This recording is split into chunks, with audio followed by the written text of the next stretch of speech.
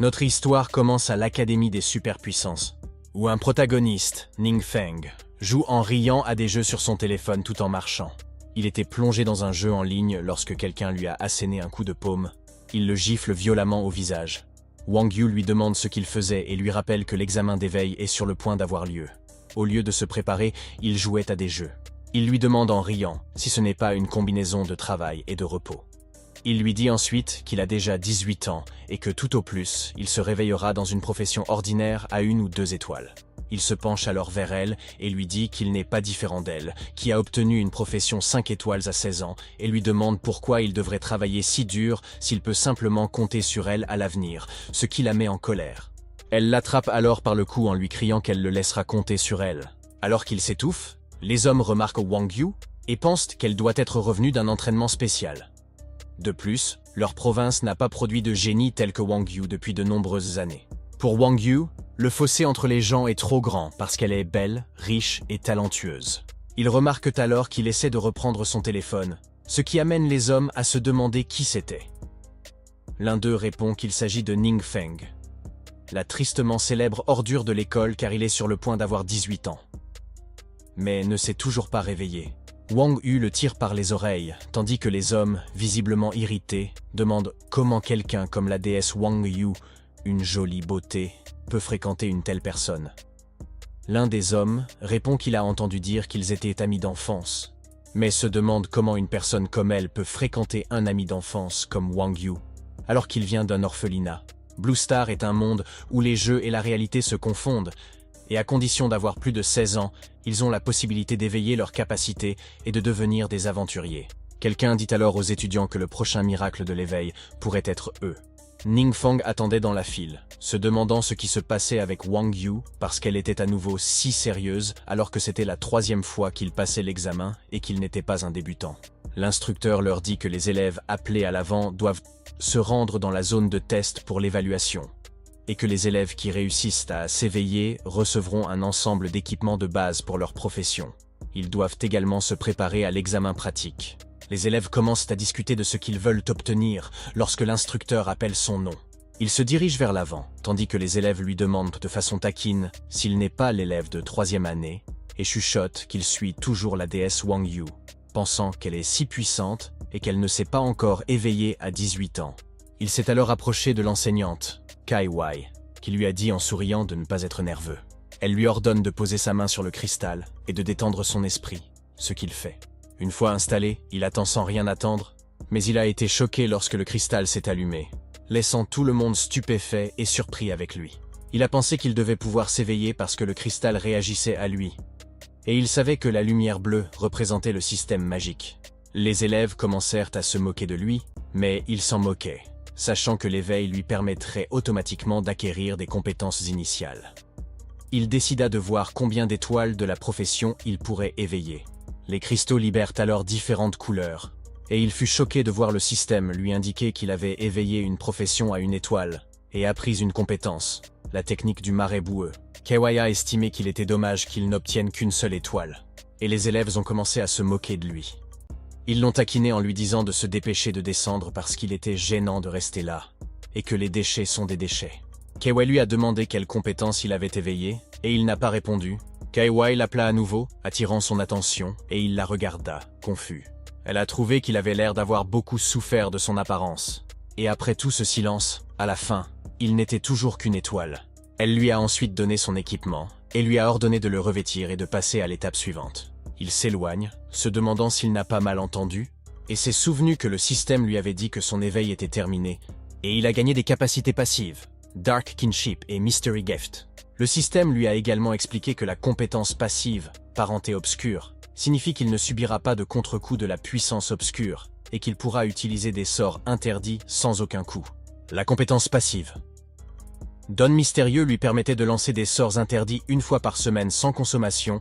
Il se demanda alors si le pouvoir obscur était la puissance la plus maléfique de ce monde, et si les sorts interdits étaient à le niveau le plus élevé de la magie.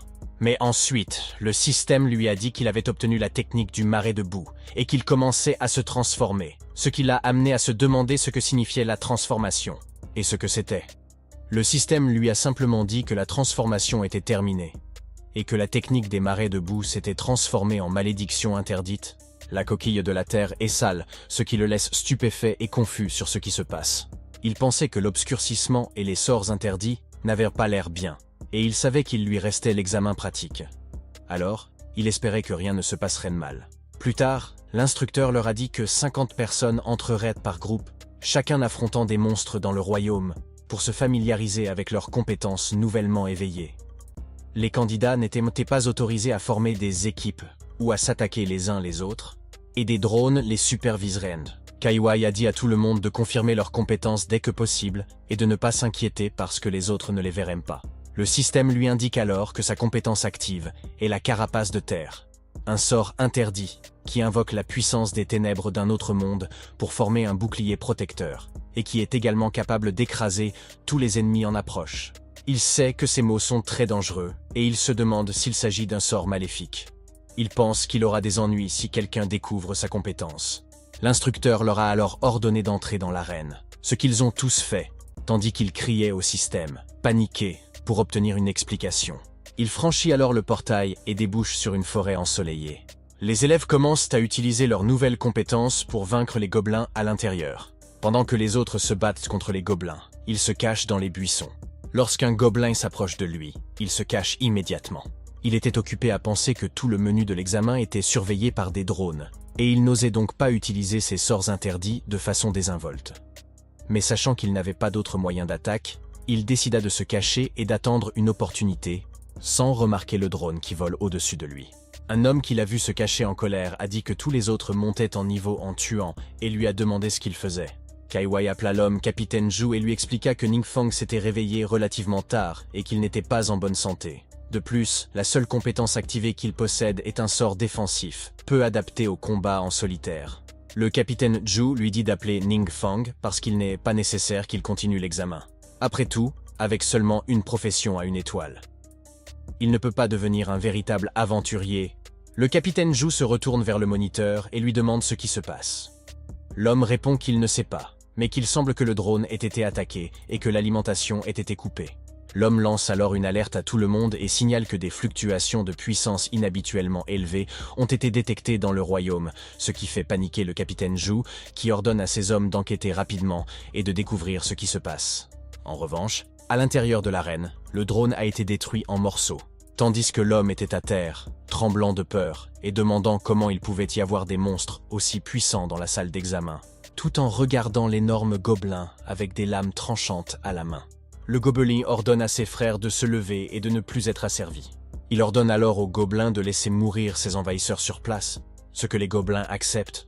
Le drone se rapprocha des gobelins, mais le chef l'attaqua avec son pouvoir, le faisant exploser et tomber dans un buisson voisin. Ningfang, caché dans sa tête, se demandait pourquoi le drone était tombé, mais il fut choqué de voir une nuée de gobelins l'entourer. Le chef des gobelins dit en riant qu'il y avait en fait un petit insecte. Quelques gobelins s'élancèrent vers lui pour l'attaquer tandis qu'il se demandait pourquoi tant de monstres se rassemblaient, et devinait que celui du milieu semblait être un chef d'élite. Il se rendit alors compte que le drone avait disparu, et pense qu'il s'agit là d'une excellente occasion de vérifier si le sort interdit est réel. Il leva la main et une force violette émana de lui. Le chef des gobelins fut choqué de voir un mort-vivant sortir de terre. D'autre part, à la station, un homme a crié que tous les écrans avaient perdu la connexion et qu'une fuite de puissance obscure s'était soudainement produite dans les royaumes, soupçonnée de provenir d'un monstre de niveau roi ou supérieur. Capitaine, vous avez ordonné à ces hommes d'appeler immédiatement des renforts et d'évacuer tous les non-combattants à proximité. Kaiwai savait qu'un monstre de niveau roi ou supérieur était un désastre capable de détruire une ville, et se demandait pourquoi une présence aussi terrifiante se trouvait dans le menu de l'examen. De retour dans l'arène, le chef des gobelins transpirait d'horreur et de peur en voyant son pouvoir, mais Ningfang se contenta de libérer ses morts vivants pour attaquer les gobelins. Il était étonné de voir les sorts interdits à l'œuvre, pensant qu'ils étaient un peu dégoûtants et collants, ce qui l'effrayait. Alors que ces morts vivants tuaient les gobelins un par un, le système l'informait qu'il avait tué un serviteur gobelin, ce qui lui permettait de gagner 10 points d'expérience et d'en gagner continuellement pour chaque gobelin tué. Le chef des gobelins, choqué par la puissance des ténèbres, lui demanda s'il n'était pas humain et comment cela était possible. Puis, se rendant compte que ses mouvements ralentissent, Le chef lui crie de ne pas s'approcher davantage, mais les morts-vivants l'ont juste entouré et l'ont tué. Le système l'informe alors qu'il a tué l'avant-garde gobelin et qu'il a gagné 6000 points d'expérience. Un instant plus tard, le système afficha les informations relatives à son personnage. Il était mage, son niveau était de 10, sa santé de 10, sa force de 8, son agilité de 8, son esprit de 20 et son expérience de 12. Il était stupéfait d'avoir gagné 10 niveaux en une seule fois, sachant que lors des examens pratiques des années précédentes, les participants ne pouvaient monter que d'1 ou 2 niveaux au maximum. Il pensait que les points d'expérience des petits monstres étaient tous très bas, se reposant principalement sur le monstre d'élite de tout à l'heure, et se demandait comment des monstres d'élite pouvaient apparaître dans le menu d'examen. C'est alors qu'un objet s'illumine devant lui. Il se rendit compte qu'il s'agissait du butin laissé par le monstre d'élite, et il remarqua que les deux objets étaient de qualité orange. Il s'empare de la marque d'avant-garde, un objet consommable de qualité orange, qui lui confère un attribut d'agilité permanent de +10. Ensuite, il y avait la griffe de boucher de l'ombre, également de qualité orange, avec un niveau d'exigence de 20. Elle offrait plus 113 de force, plus 16 d'agilité, plus 110% de vitesse d'attaque, plus 5% de taux de coup critique, 10% de chance de déclencher un combo, et pouvait être incrustée de 3 améliorations au maximum. Il savait que la qualité orange était déjà considérée comme un trésor de niveau épique, ce qui signifiait qu'ils étaient certainement très précieux. Et bien qu'il ne puisse plus utiliser la griffe, l'équipement orange pouvait encore se vendre pour beaucoup d'argent, excité à l'idée de monter facilement en niveau en tuant des monstres et de devenir enfin riche. Il est alors surpris lorsque le capitaine ordonne à tout le monde d'abandonner immédiatement le test et utilise le parchemin de téléportation pour évacuer les lieux. Il se demandait ce qui se passait. Soudain, il sentit une forte puissance se répandre autour de lui, et lorsqu'il jeta un coup d'œil en arrière, il fut choqué de voir des trous dans le sol, ce qui l'amena à se demander pourquoi il y avait tant de désolation à cet endroit, si c'était le pouvoir de la malédiction interdite, et si ce n'étaient pas tous des pièges. Il a immédiatement ouvert son parchemin, sachant que ce serait terrible si quelqu'un le découvrait, et qu'il devait donc s'enfuir. Les autres élèves ont utilisé leur parchemin pour quitter l'arène à leur tour. Le capitaine Zhu a crié à tout le monde de ne pas rester là et de partir immédiatement pour retourner en ville. Zhu serra les dents, pensant que même si toutes les personnes présentes faisaient équipe, elles ne pourraient pas résister à un monstre de niveau roi ou supérieur, et il ne savait pas si des renforts arriveraient à temps. Mais Zhu fut choqué de constater que la source de la force obscure avait soudainement disparu, se demandant avec crainte si ce démon ne s'était pas échappé hors du royaume. Lorsqu'il sortit de l'arène, il vit Kaiwai dire à quelqu'un que c'était déjà au-delà de ce qu'il pouvait être géré, qu'elle ferait un rapport immédiatement, et que tout le monde devait rester silencieux pour éviter un chaos à grande échelle. Elle a également ordonné l'activation du plafond de l'école, ne laissant qu'une seule sortie pour permettre au personnel non concerné d'évacuer rapidement. Il a appelé Kaiwai pour lui demander, mais elle s'est contentée de lui demander s'il allait bien. Il lui répond qu'il va bien et elle lui ordonne de partir rapidement en lui disant que l'école est temporairement suspendue et qu'il ne doit revenir que si c'est nécessaire. Plus tard, il demande à Wang ce qui se passe, car il semble que leur professeur, Kaiwai, soit confronté à un ennemi redoutable.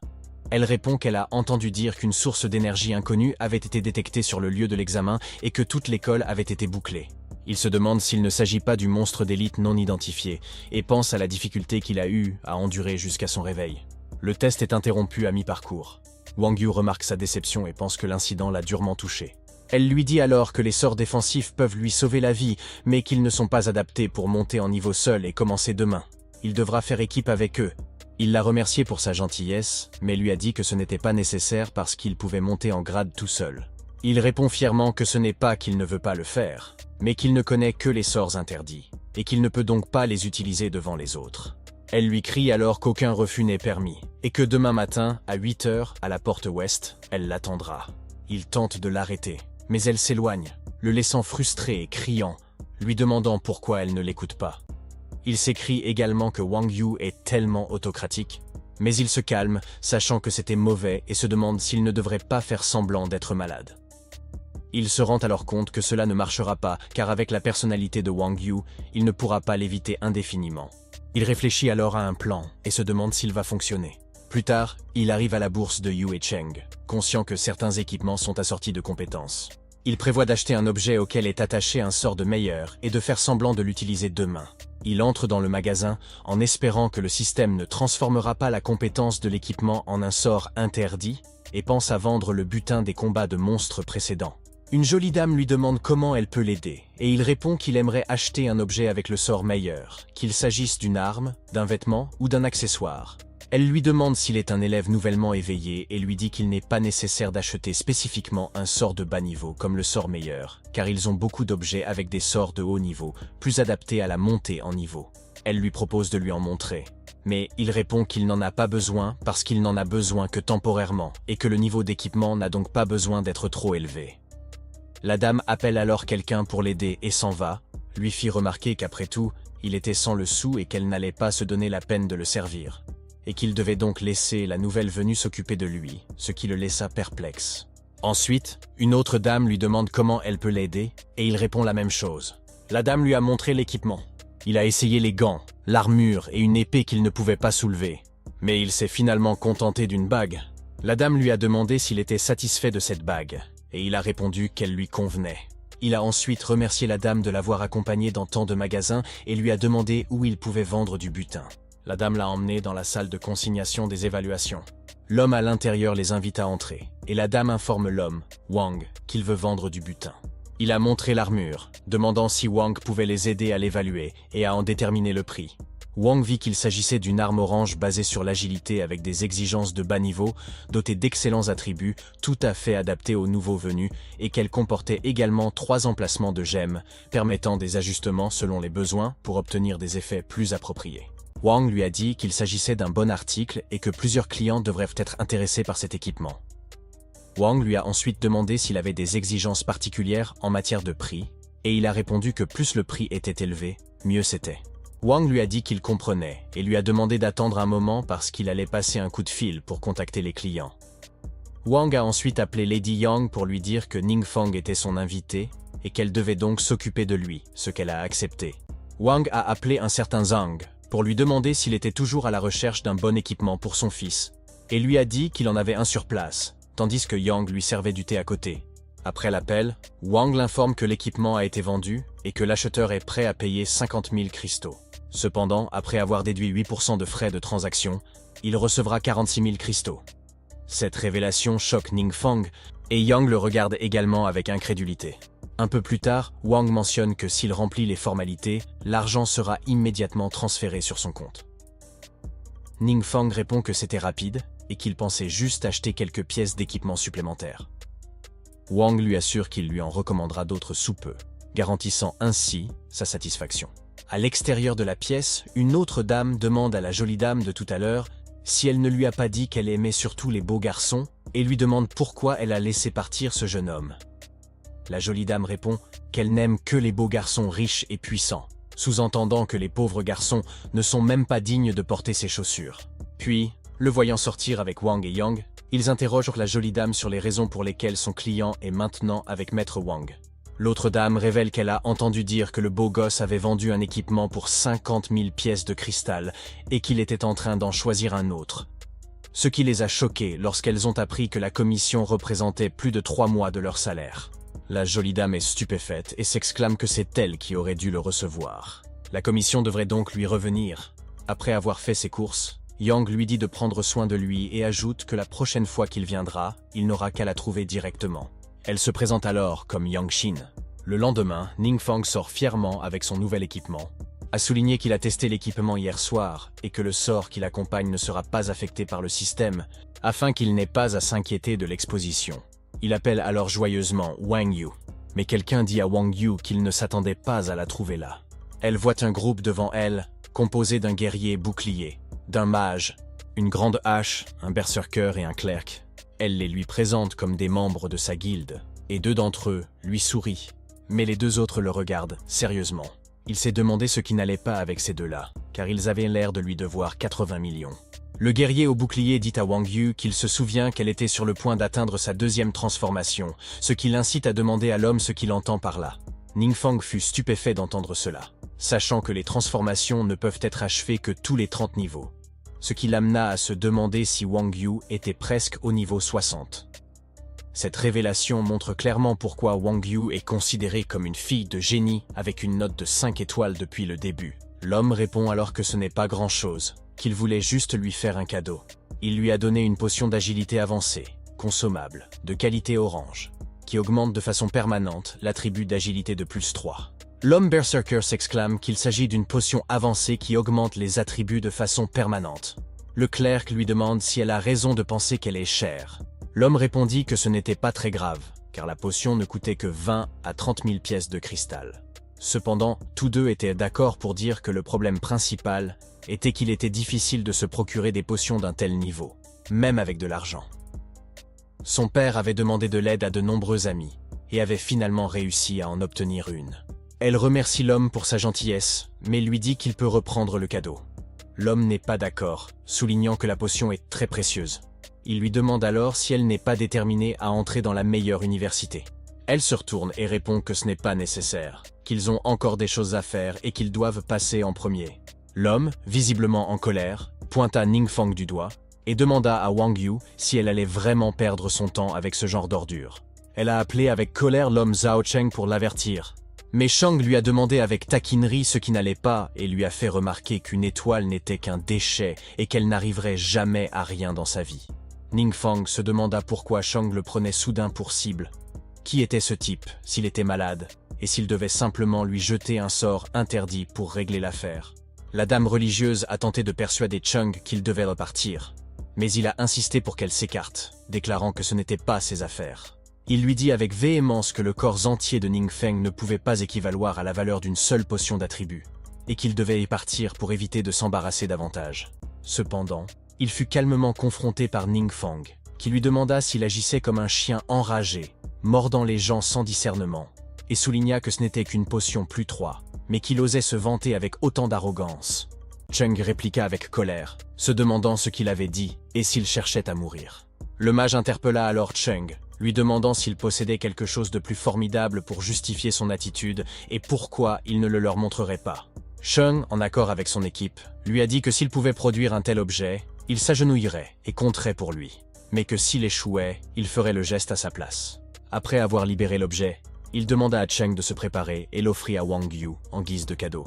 Surprise, elle découvre qu'il s'agit d'un insigne de pionnier, un objet orange qui améliore les attributs de façon permanente. Elle s'est renseignée sur cet objet qu'elle n'avait jamais vu auparavant. Cheng, bégayant, s'est demandé comment un objet pouvait fournir de façon permanente un gain d'attribut de +10 et a supposé qu'il s'agissait d'un mensonge. Cependant, il a suggéré avec confiance qu'ils le testent pour s'en rendre compte par eux-mêmes. Wang Yu, d'abord hésitante, a accepté le badge en lui assurant qu'il l'avait trouvé chez lui et qu'il le lui destinait. Son équipe l'a encouragé à utiliser le badge immédiatement, ne peuvent contenir leur impatience. En l'utilisant, elle a confirmé avec enthousiasme l'augmentation de ses attributs, ce qui a étonné l'ecclésiastique. Pendant ce temps, Cheng et le mage nient cette possibilité, accusant Ningfang de vol. Il rappelle à Cheng qu'il doit compter de manière audible en raison de sa prétendue déficience auditive. Cheng, défiant, refuse, mais lorsque Meng Yu l'interroge sur son hésitation, il a cherché le soutien de son équipe, mais celle-ci est partie. Il n'y a pas d'autre solution. Cheng s'est agenouillé à contre-cœur et a procédé à un décompte bruyant. Il s'est ensuite éloigné en saluant tout le monde et en leur disant qu'il les reverrait plus tard. Une fois éloigné, Wang Yu s'est excusé auprès de lui, mais il lui a dit d'arrêter, indiquant que leur relation ne leur permettait pas de s'excuser. Sourire. Il lui a dit qu'elle n'avait pas besoin de l'accompagner, car il préférait qu'elle termine sa deuxième transformation et qu'elle entre dans la meilleure université. Il lui a également dit qu'il savait qu'il ne pourrait pas progresser avec elle à ses côtés. Elle lui a simplement dit de ne pas renoncer à lui-même, ce à quoi il a répondu qu'il ne renonçait pas. Elle lui a ensuite donné quelque chose, qu'il a vu être des livres de compétences. Elle lui a expliqué qu'il pourrait les apprendre une fois qu'il aurait atteint le niveau approprié. Remarquant qu'ils étaient tous de qualité violette, il lui demanda s'ils étaient chers. Elle répondit qu'ils ne coûtaient pas cher et qu'ils étaient incomparables à l'insigne qu'il lui avait offert. Il lui a donc dit qu'il les accepterait. Plus tard, dans un dangereux cimetière situé à la périphérie du royaume secret, les morts vivants se sont jetés sur eux. Puis, une flèche a volé, frappant un mort vivant à la tête. Il cria que c'était 666 et pensa silencieusement que l'expérience gagnée était si faible. Mais il ne pouvait pas dire à Wang Yu qu'il avait déjà atteint le niveau 10, ce qui l'amena à se demander ce qu'il pouvait faire alors qu'il se sentait lui aussi impuissant. C'est alors que le téléphone de Wang Yu a sonné et qu'elle a décroché. La dame Claire l'informa qu'ils venèrent d'apprendre que le grand chef, le nécromancien déchu, était sur le point d'apparaître et qu'une telle occasion était plutôt rare. La dame lui a alors demandé si elle voulait poursuivre. Elle lui a demandé si elle venait. Shang les interrompt en demandant « Comment allons-nous combattre le boss si Wang Yu ne vient pas ?» Dites-lui que le nécromancien de la loi déchue peut laisser tomber des objets de mage rares, qui sont très importants pour lui. Wang Yu est restée silencieuse en entendant cela et la regardait. Lui qui lui disait de partir parce que tout allait bien. De toute façon, ils étaient amis tous les deux dans ce royaume secret, et ils pourraient monter en niveau plus tard. Elle a accepté et lui a dit de se rendre dans la zone de sécurité et de l'attendre, ce qu'il a accepté avec enthousiasme.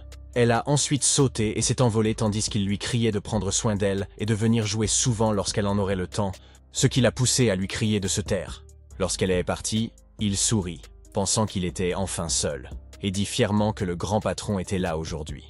Il était heureux de s'être préparé tôt hier et d'avoir appris 2 compétences supplémentaires, car elles pouvaient toutes être utilisées gratuitement une fois. Plus il y avait de sorts interdits, mieux c'était. Le système lui montre alors la compétence passive Donne des Arcanes, qui permet de lancer tous les sorts interdits une fois par semaine sans consommation.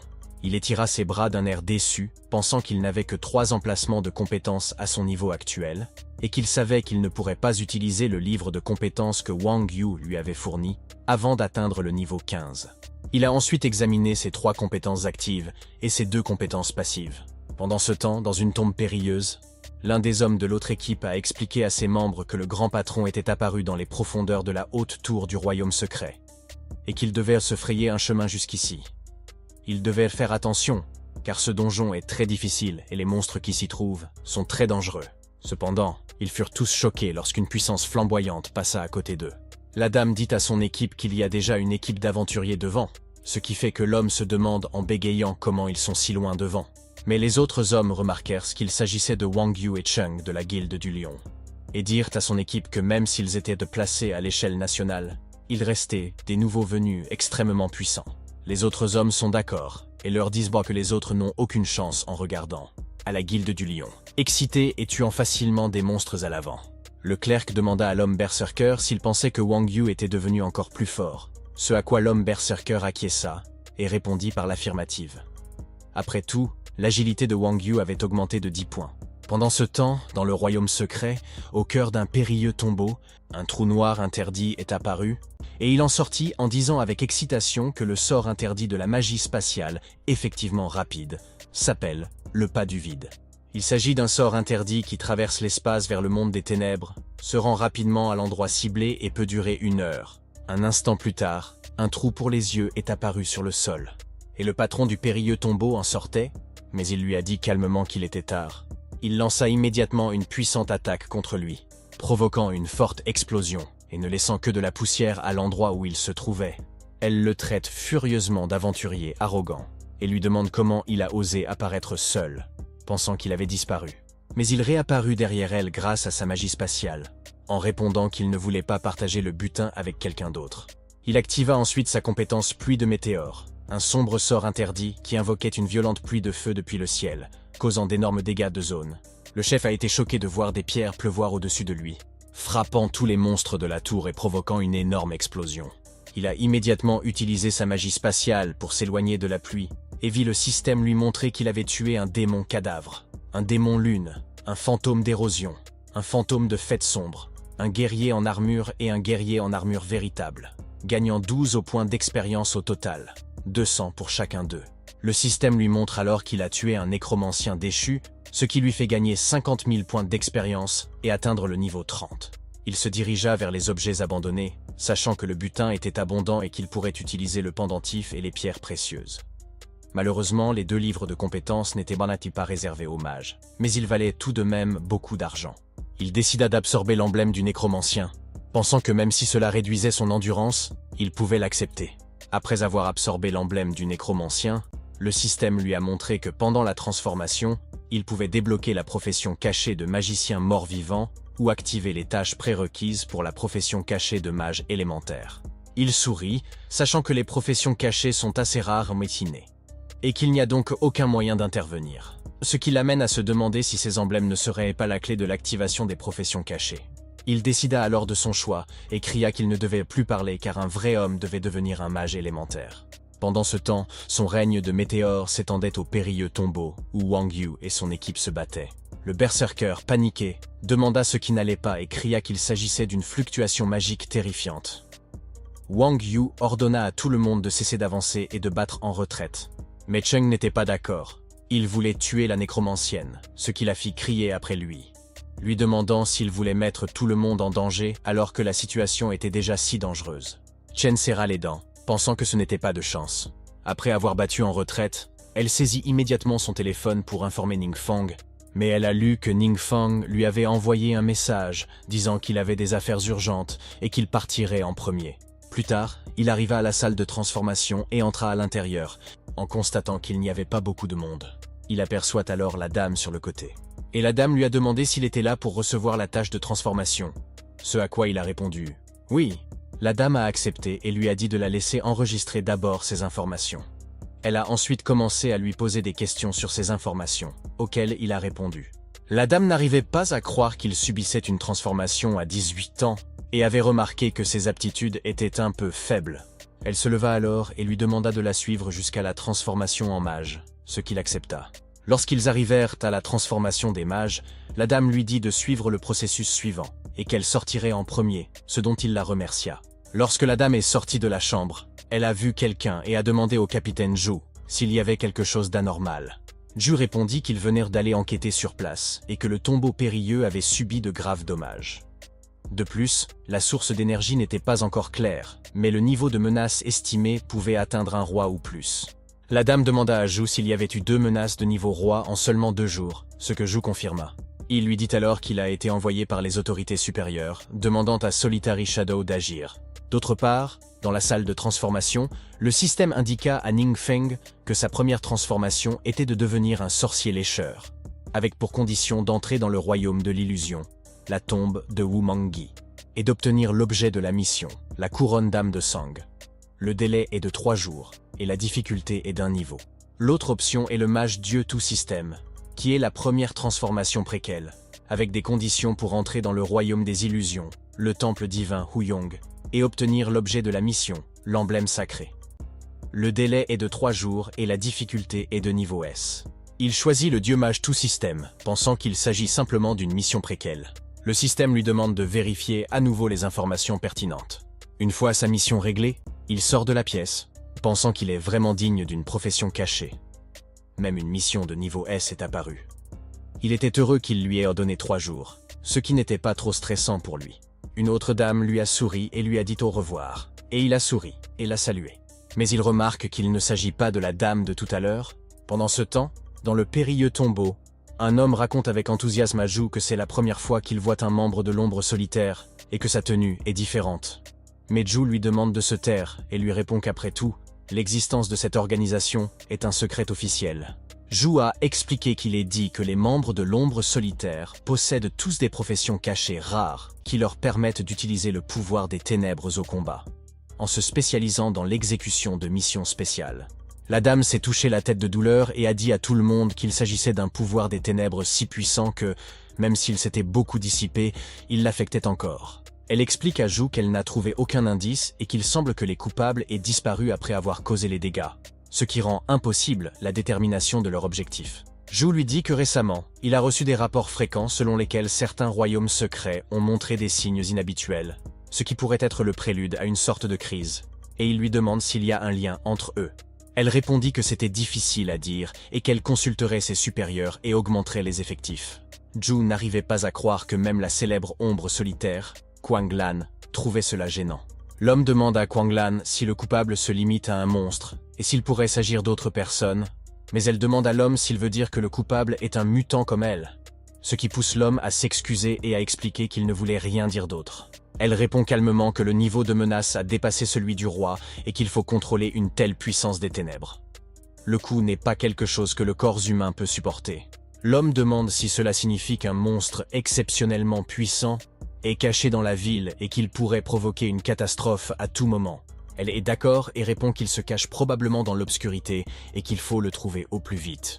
Pendant ce temps, le monstre dont il parlait était chez lui, trouvant du réconfort dans la pénombre ambiante. Il s'assit sur son lit, pensant qu'après avoir atteint le niveau 30, 4 emplacements de compétences supplémentaires avaient été ajoutés. Il décida de commencer par apprendre 2 livres que Wang Yu lui avait donnés. Il a ensuite indiqué au système qu'il souhaitait apprendre une compétence passive, la défense terrestre, et a cliqué dessus. Le système lui a montré que la compétence passive, défense de terre fétide, prend automatiquement effet lorsqu'il est attaqué, les dégâts étant absorbés à 100% par la carapace de terre fétide, jusqu'à la limite des dégâts que la coquille de terre peut infliger. De plus, une fois l'attaque terminée, la carapace de terre fétide se répare progressivement. Il avait compris que les malédictions interdites pouvaient aussi fusionner avec des sorts de niveau inférieur pour produire de nouveaux effets, et il disposait ainsi d'un autre moyen de défense, rendant les dégâts ordinaires totalement inefficaces contre lui. Il ouvrit ensuite l'autre livre, et le système lui indiqua que la compétence détectée, la technique du rocher tombant, pouvait fusionner avec les malédictions interdites de la coquille de terre fétide et de la pluie de feu météorique, et qu'elle avait été exécutée automatiquement. Il a ensuite appris la compétence passive, maîtrise des éléments, terre, et le système lui a montré qu'il pouvait améliorer de 20% tous les effets des sorts basés sur la terre. Après avoir passé en revue ses livres et ses compétences, il a remarqué que le nombre d'emplacements de compétences était toujours de 4.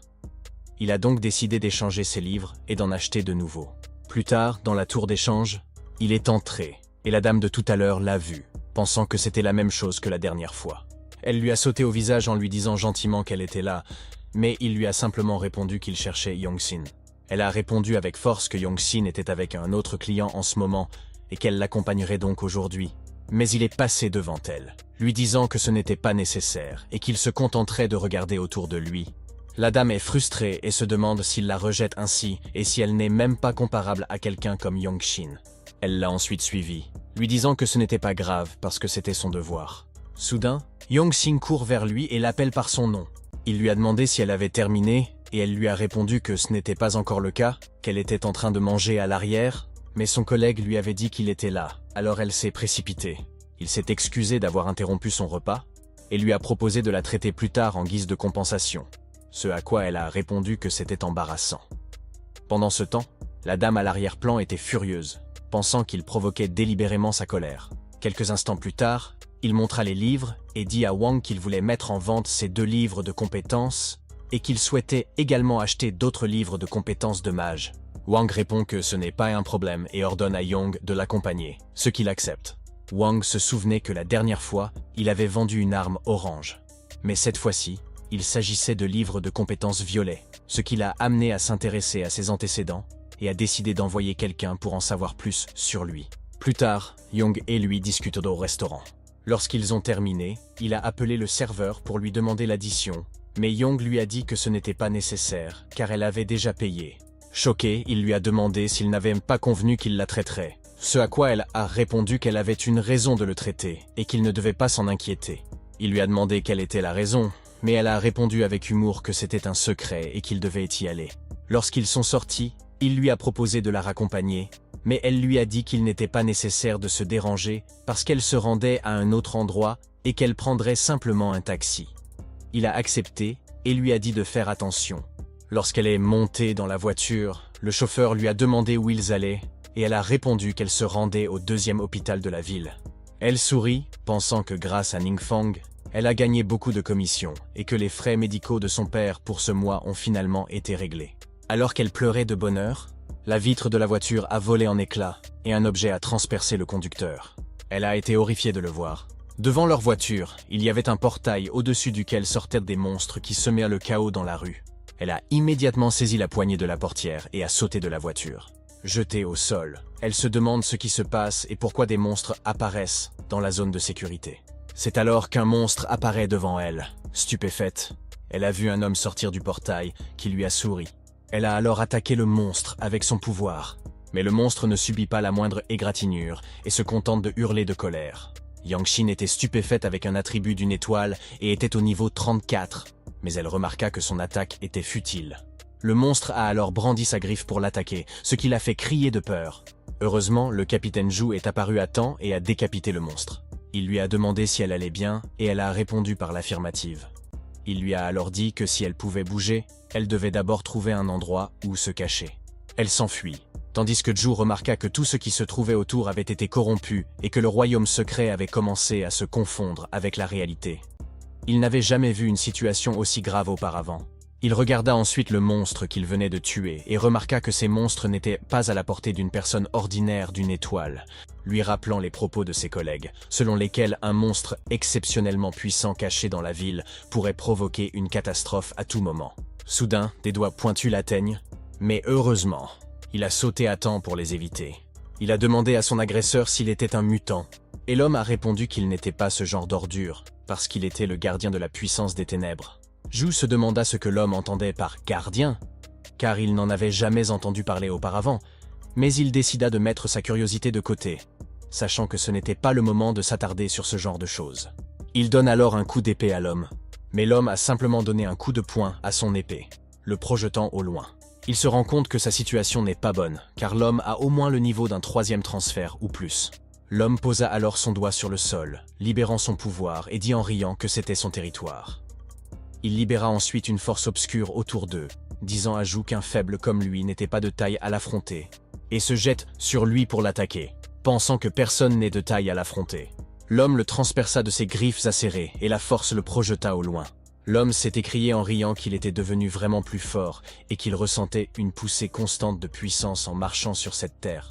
Soudain, le pendentif du crâne de l'homme l'a traité d'humble humain et lui a dit de ne pas se laisser aller, ce qui a poussé l'homme à s'excuser. Quelqu'un dans la fissure du ciel rappela à l'homme que son pouvoir lui avait été accordé par lui et que sans lui, il ne serait rien de plus qu'une créature rampante dans la terre, comme son espèce. Un œil est alors apparu dans la fissure, et les démons en sortent peu à peu. Le démon ordonna à l'homme, qui était agenouillé sur le sol et tremblait de peur, de lui prouver qu'il avait encore de la valeur. Et il devrait utiliser les habitants de la ville comme des sacrifices pour sa domination sur ce monde, ce que l'homme a respectueusement accepté. Entre-temps, quelqu'un a écarté le rideau, et c'est Ningfang qui sort des toilettes publiques. Il a été choqué de voir des cadavres dehors dans un monstre. Il se demande alors ce qui se passe et ce qui s'est passé, puisqu'il vient juste de rentrer pour aller aux toilettes.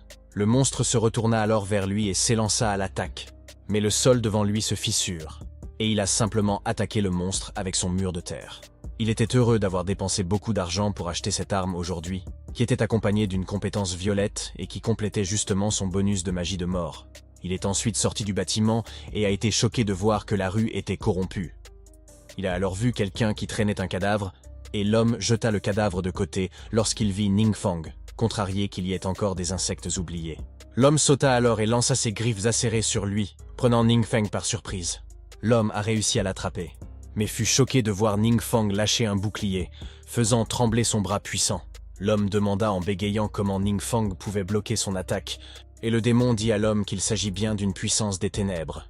Le démon dit également à l'homme que la puissance de Ningfang dépassait de loin la sienne, mais il se corrigea ensuite, déclarant qu'il sentait chez Ningfang une aura plus terrifiante que la mort.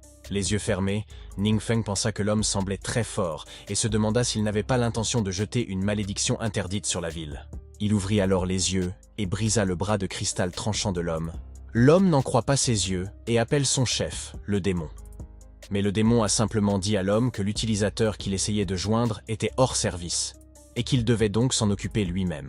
Les démons s'envolèrent alors vers le ciel et se précipitèrent envers la fissure, avec le chef démon qui dit aux démons de se dépêcher de revenir parce qu'ils sont en train de fermer.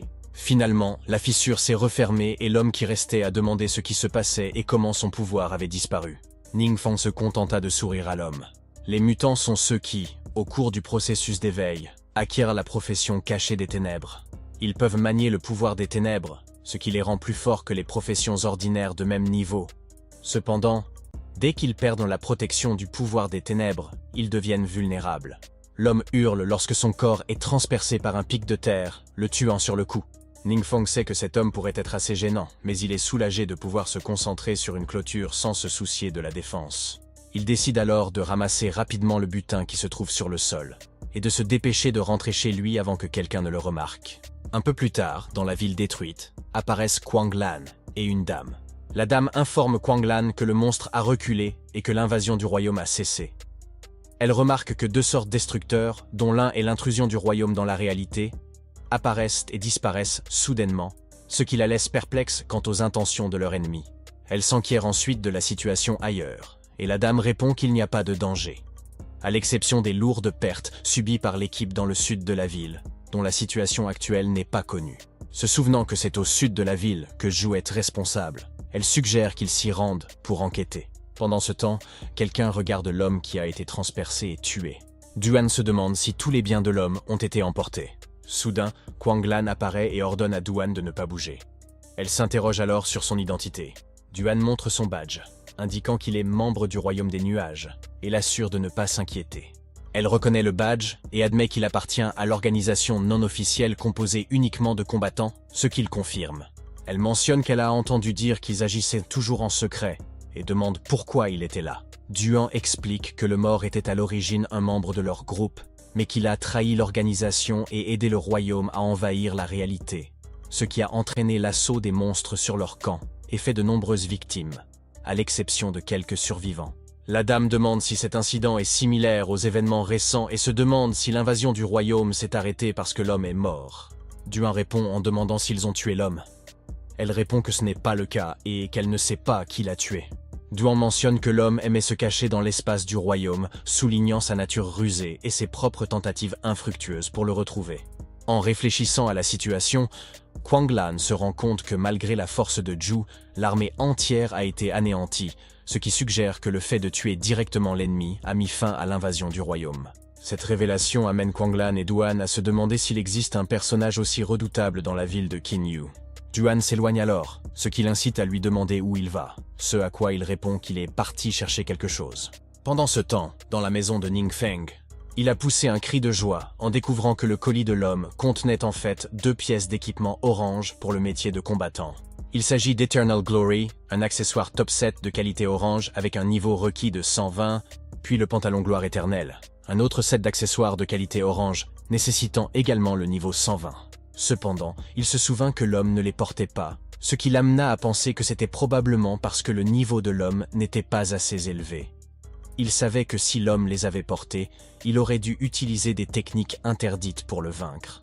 Il fixe ensuite le pendentif de l'homme, notant son aspect étrange, son manque de qualité et les informations inconnues. En faisant vaciller le pendentif, il espérait qu'aucun dieu ancien ne s'y cachait. Le pendentif ne bougeait pas, mais grâce à lui, le démon l'observait. Le démon, heureux d'avoir réagi rapidement et d'avoir fermé le royaume, espérait ne pas avoir été découvert. Lorsque Ningfeng fixa le pendentif et exprima son espoir qu'aucun dieu ancien n'était caché à l'intérieur, le démon sursaute et ordonne à ses démons de couper tous leurs contacts, et de ne pas dévoiler leur emplacement à la hâte, ce que les monstres ont rapidement suivi. Le démon soupira de soulagement, pensant qu'il était proche et admettant qu'il était effrayé à mort. Il se demanda également comment Ningfeng avait pu le sentir. Le lendemain, à l'hôpital de la ville, Ju, allongé sur le lit d'hôpital, couvert de bandages, dit à Quang Lan que c'est le jeune combattant qui les a sauvés. Il a raconté comment, dès que l'ennemi a vu le jeune combattant, il a immédiatement ouvert une brèche dans le royaume et s'est enfui. Elle a accepté, disant à Ju qu'elle sentait vaguement que la force de Duan était comparable à la sienne. L'homme se demanda si l'homme, qui avait échappé à la capture des plus forts, avait en fait été abattu par un personnage mystérieux. Elle supposa que c'était le cas pour l'instant. Elle se dit alors que l'homme mystérieux ne faisait peut-être que passer, ou qu'il se tenait à l'écart. Quoi qu'il en soit, ce personnage mystérieux n'était enregistré nulle part, et à part quelques traces de magie ordinaire, il n'y avait rien de particulier sur le champ de bataille. Ju s'est dit soulagé à l'idée que le mystérieux personnage puisse vivre parmi eux, se sentant très en sécurité à cette perspective. L'homme a ensuite fait part de son idée exagérée, se demandant s'il restait sur le champ de bataille des vestiges de la puissance obscure de la nuit précédente. Elle confirme ses soupçons en lui expliquant que leurs ennemis sont des monstres venus d'un autre monde. L'homme avoua sa confusion, se contentant de deviner la situation, et se demanda si le mystérieux personnage pouvait aussi être un mutant.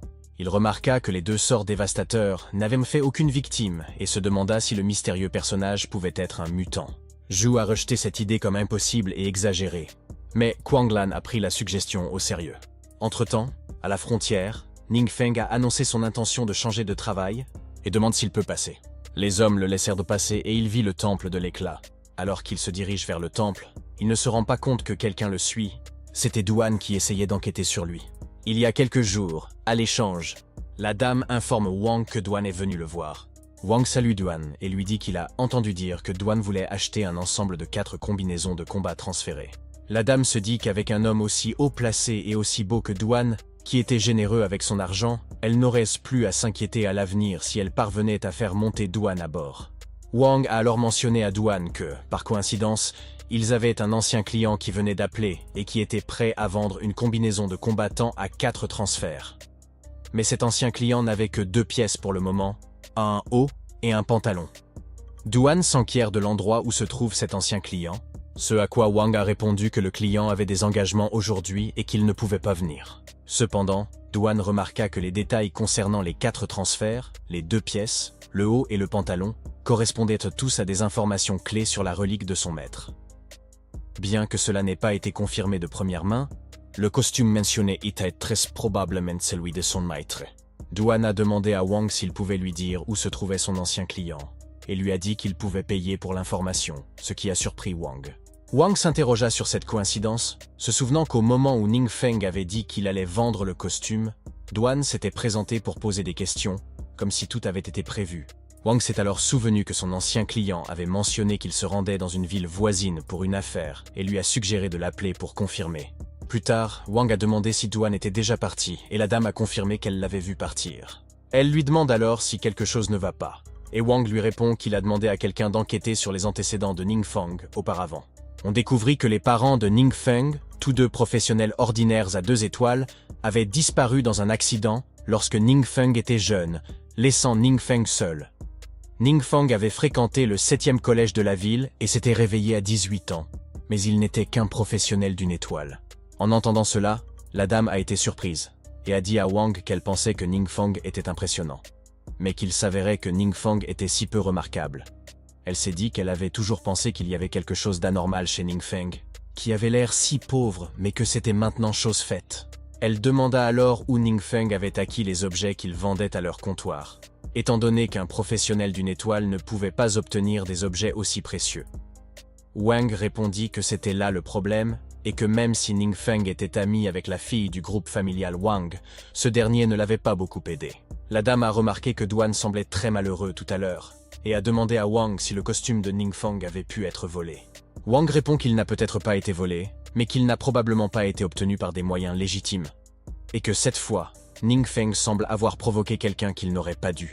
La dame répondit avec enthousiasme qu'un expert à 4 transferts était un personnage de premier plan, même dans la province de Beixian, et conclut que les objets de Ning Feng avaient dû être volés, ce qui attisa son intérêt pour Ning Feng. De retour au temple de la Radiance, Duan se cachait derrière un rocher, suivant silencieusement Ning Feng. Il n'arrivait pas à croire qu'une personne aussi jeune puisse repousser l'invasion du royaume, surtout si l'on considère que même une personne aussi forte que son maître avait été vaincue par le chef du royaume. Duan sauta alors derrière un autre rocher pour continuer sa surveillance, se disant que d'après les informations dont il disposait, la relique de son maître pourrait être en possession de Ning Feng. Si Ning Feng n'était pas le redoutable, alors il devait s'agir de quelqu'un qui soutenait Ning Feng par derrière. Cependant, Duan comprenait l'importance de la prudence. C'est pourquoi il avait choisi de rester caché. En arrivant à l'entrée du temple de l'éclat, Ning Feng observa les aventuriers qui se battaient contre des monstres. Duan avait remarqué que Ning Feng changeait de tenue et pensait qu'en évaluant l'équipement de Ning Feng, il pourrait évaluer grossièrement sa force. Après avoir changé de tenue, Ning Feng paraissait extrêmement ordinaire, ressemblant à un étudiant qui n'avait pas encore obtenu son diplôme.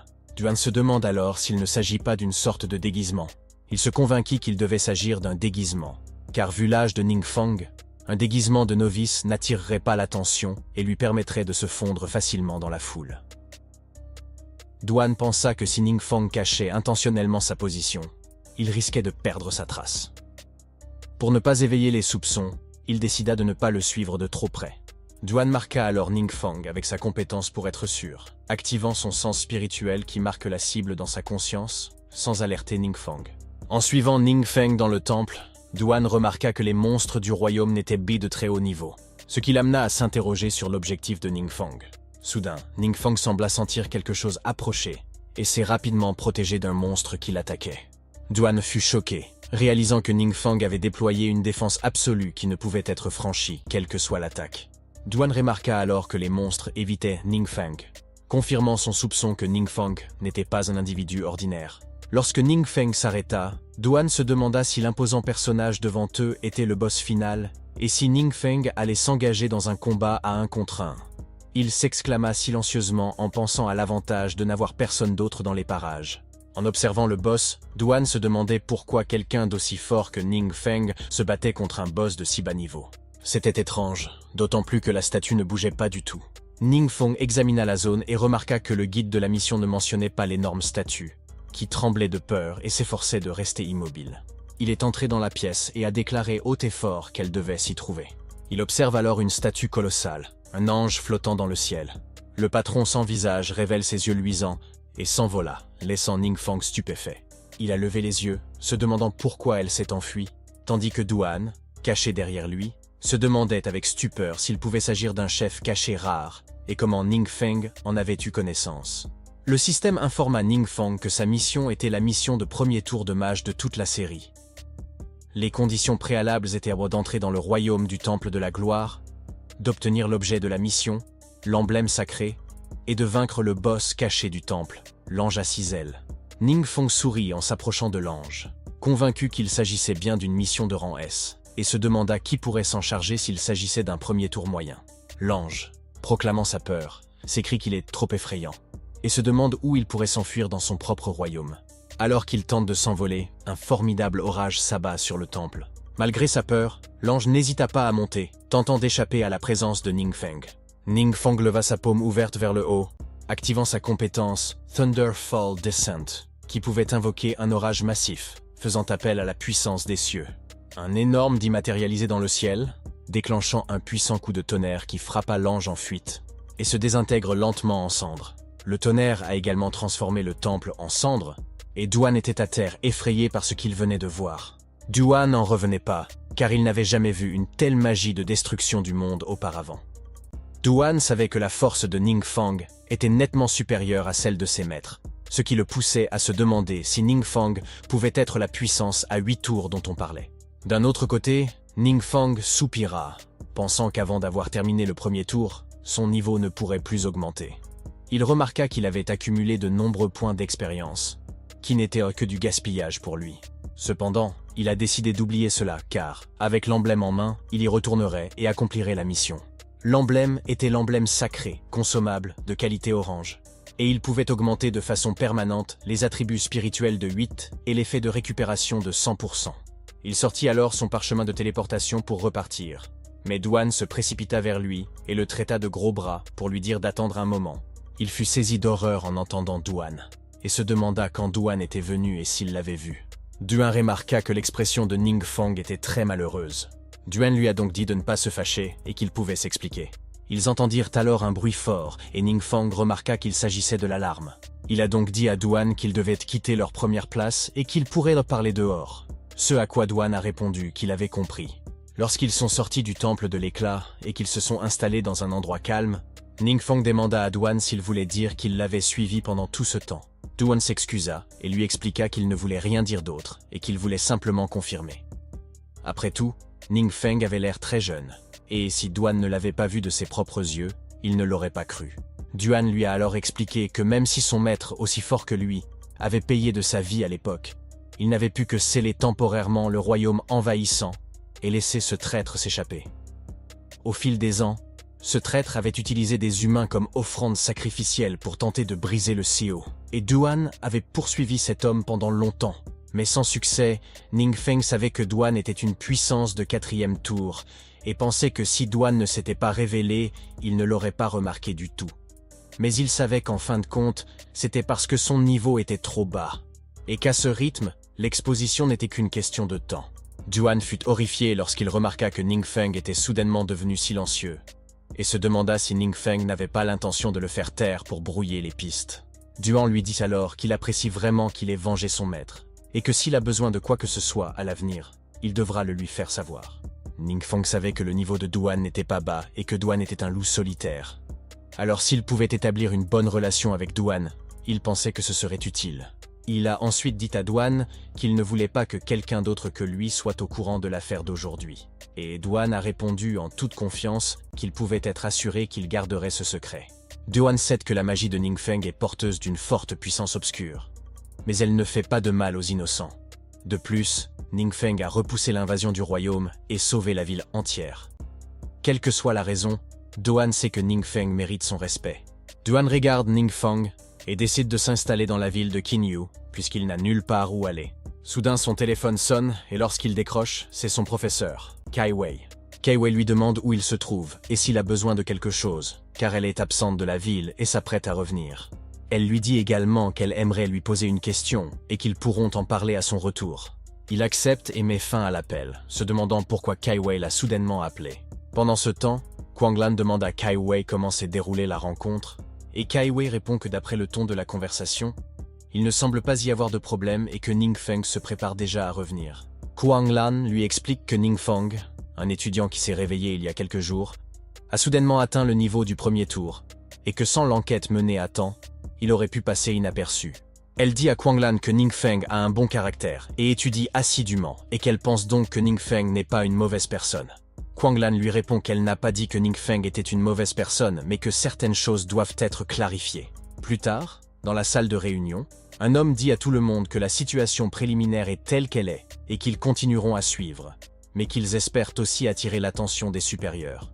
Un vieil homme demande s'il y a autre chose, ce à quoi Kwanglan répond par un signe de tête, et demande à tout le monde s'il est possible que les 2 sorts destructeurs de Qingyu City aient été causés par des mutants. Les 3 hommes se taisent un instant, et le vieil homme lui demande comment elle peut poser une telle question si elle est elle-même une mutante.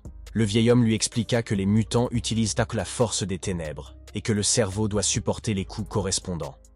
Plus le mutant est puissant, plus les coups qu'il doit supporter sont élevés, ce qui le pousse à consumer sa vie, à perdre la raison, voire à se transformer lui-même en un nouveau monstre.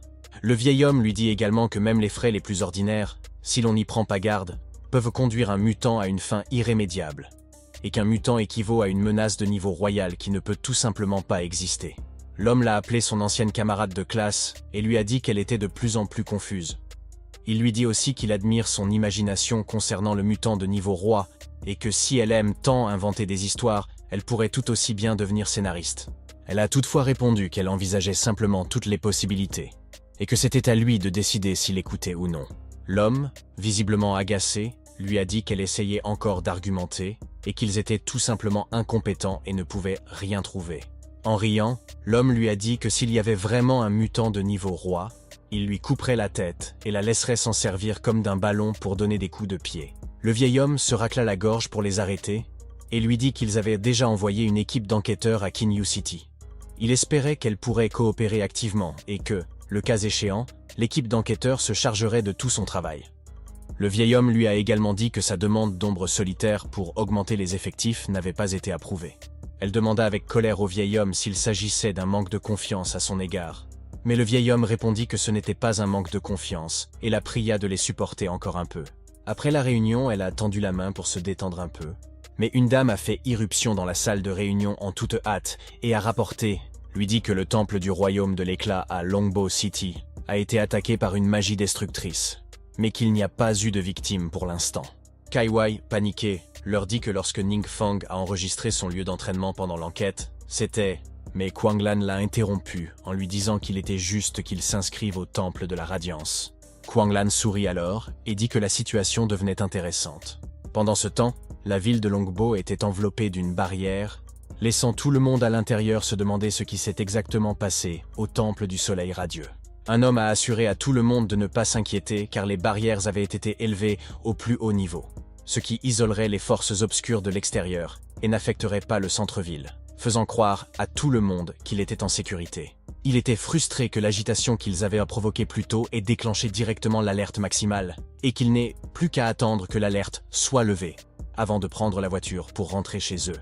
Mais une fissure est apparue dans le ciel, à l'intérieur de la barrière, et un monstre en émerge lentement. L'énorme monstre remarqua une barrière magique devant eux, et se demanda pourquoi on l'ouvrait. Mais il décida de l'ignorer, pensant que les humains sont si fragiles pour se cacher toujours derrière leur carapace de tortue. Une nuée de monstres est alors sortie de la fissure. Le chef disant de manière taquine que c'était dommage pour les humains parce que ces choses ne pouvaient plus les arrêter. Le chef des monstres a alors pointé du doigt la barrière et a ordonné à ses sous-fifres d'attaquer. La barrière a permis aux serviteurs de voler à travers, laissant tout le monde confus. L'homme qui rassurait les gens leva les yeux, se demandant ce qu'étaient ces créatures, et ils ont tous été choqués de réaliser qu'ils étaient des monstres. Un garde, paniqué, demande pourquoi les monstres franchissent la barrière. Mais l'homme remarque que la barrière n'est pas endommagée, ce qui les amène à se demander comment les monstres sont entrés. Les gens ont reculé de peur, mais Duen a calmement créé un bouclier pour se protéger et protéger les autres. Duen l'a appelé chef pour lui suggérer qu'il s'agissait peut-être d'une nouvelle invasion de royaume de haute intensité. Il a demandé à Duen s'il avait raison de penser que cela ressemblait à ce qui s'était passé dans la ville de Kingu la nuit précédente, mais Duen lui a redemandé s'il devait intervenir. Il a demandé à Duen s'il avait une solution, et que Duen était sur le point de répondre. Il s'arrêta, sachant qu'il pouvait facilement s'en charger, et se demanda pourquoi il lui demandait une solution. Duen s'est alors dit qu'il était impossible qu'il lui demande ce qu'il pensait. Il le mettait clairement à l'épreuve. Duen lui tente alors le coup, en lui disant qu'il comprend et qu'il doit s'en remettre à lui, ce qui le laisse perplexe. Mais il s'est rendu compte qu'il y avait beaucoup de monde et qu'il n'était pas pratique pour lui d'intervenir. Alors il a pensé qu'il devrait laisser Duen s'en occuper et répondre. Le chef des monstres a atterri sur le sol, choquant tout le monde. Le monstre rit d'un air taquin, tandis que l'un des gardes décoche ses flèches en criant que le chef des monstres est mort. Cependant, le chef des monstres les bloqua facilement avec son épée. Un autre garde est apparu derrière le monstre leader pour l'attaquer. Mais d'un coup d'épée en arrière, le chef des monstres tua instantanément le garde. Horrifié, le garde a demandé comment cela était possible, criant qu'il ne pouvait même pas le toucher. Le chef des monstres, perçant le sol de son épée et la traînant en marchant, exprima sa déception, pensant qu'il y aurait des humains forts pour le défier. Les gens se sont enfuis en apercevant le monstre qui se dirigeait vers eux. Le chef des démons a levé son épée et l'a dirigée vers les gens en les considérant comme des déchets. Soudain, quelqu'un bloque son épée. Et le chef des monstres fut choqué de voir qu'il s'agissait d'une seule personne tenant une dague. D'abord confus, Duen lui répond que même si son patron n'a pas vraiment besoin de sa protection puisqu'il est là, il ne peut pas laisser son patron s'impliquer personnellement. Il rappelle alors le patron de Ningfang en lui disant qu'il va s'en occuper. Ningfang demande alors à Duen s'il peut cesser de l'appeler patron, car c'est un peu gênant. Le chef des monstres se mit à rire, admettant que tous les humains n'étaient pas sans valeur après tout. Mais Duen, poussant l'épée du monstre de tête, envoie le monstre de tête au loin, l'endommageant légèrement. Avant que le monstre ne puisse retrouver son calme, il fut choqué de trouver Duen devant lui avec des poignards. Duen a alors facilement découpé le monstre principal en morceaux en quelques secondes, laissant les spectateurs incrédules. Ils s'interrogeaient sur la force de Duen, car le monstre n'avait aucune chance, et s'exclamaient que Duen possédait des compétences considérables, probablement indicatives d'une classe cachée de grande étoile. Duen retourna vers Ningfang tandis que le monstre leader explosait en morceaux derrière lui. Duen, artiste martial légendaire de niveau 137, représente une classe cachée de 5 étoiles. Ningfang, incroyablement surpris par les prouesses de Duen au combat, a calmement informé Duen qu'il y avait autre chose. Les monstres se précipitèrent vers le portail, réalisant que leur chef avait été tué, et les archers commencèrent à riposter, confiants dans leur capacité à maîtriser les petits monstres. Duen lui demande s'il a besoin de faire autre chose, mais il s'est contenté de lever le pouce de Duen et de lui dire qu'il s'était bien débrouillé. Les gens n'arrivaient pas à croire qu'un combattant aussi redoutable que Duen témoignait d'un tel respect à un jeune homme, ce qui les amenait à se demander à quel point ce dernier était puissant et s'il pouvait être le fils d'une famille importante. Voyagions avec des gardes pour acquérir de l'expérience. Duen lui montre alors le butin laissé par le monstre chef et le lui donne. Les gens s'exclamèrent que même s'il ne pouvait pas les utiliser lui-même, il valait des dizaines de milliers de cristaux chacun, et les dames demandèrent affectueusement à Duen s'il avait besoin d'une servante pour le servir. Il vit que l'un des objets était une grosse breloque dorée nommée Chasing Red, qu'il pensa être un livre de compétences d'agilité parfait pour Wang Yu. L'autre objet était le bouclier sombre, et il a dit à Duen qu'il le vendrait plus tard pour gagner de l'argent. Un guerrier, aidé d'un prêtre, appela ces deux puissants guerriers et leur demanda s'ils pouvaient leur parler, ce qu'ils acceptèrent. Quelques instants plus tard, le maire de la ville les a respectueusement remerciés d'être intervenus et d'avoir sauvé Longbo City. L'homme s'est alors présenté comme étant Kai Dongming, le maire de la ville de Longbo, et a remarqué qu'il ne semblait pas familier et ne ressemblait pas aux habitants de la région. Il a répondu qu'ils étaient initialement là pour affaires, mais qu'ils étaient restés bloqués sur place et ne pouvaient pas partir pour le moment.